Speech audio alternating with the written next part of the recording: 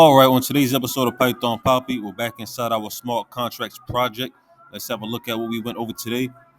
Now, I told you that today we're going to finish up the second half of our advanced functions module. Let's get and start that now. So you can see right here we have a pass function.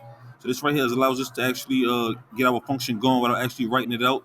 Let me show you what it would look like if we try to write it without the pass first. Let's try to compile that and see what happens.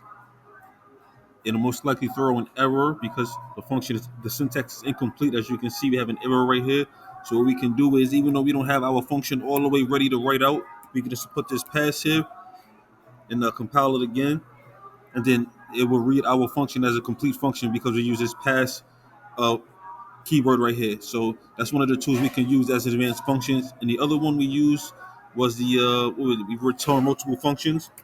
Let me get that going now. So you can see here we have a function that says define return many, and if we defining these are the two functions that we want to return, integer and a boolean, and we want to return 1 2 3 and true. Let's get to compile that.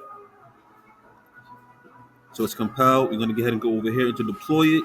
Let's hit the deploy button, and we didn't have to deploy the one with the pass because remember it wasn't a full function. We were just passing, so we didn't have to deploy anything to actually get that one to go.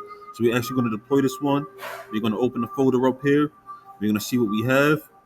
So you can see here we have a return many call. We're going to call it. And you can see we return two functions at once. We have our integer of 1 2 3, and then we have our boolean of true.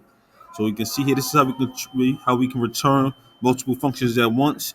And the original one I showed you was how we can actually get a function to pass without causing an error by actually using a pass keyword, even though we didn't have an entire full function up and running. So those are the last two pieces of the advanced functions that we went over inside of the module. We are complete that module, and we're going to be starting a new one tomorrow. Of course, I will keep you posted every step of the way. And for now, this is the Python Papi. You guys stay Gucci.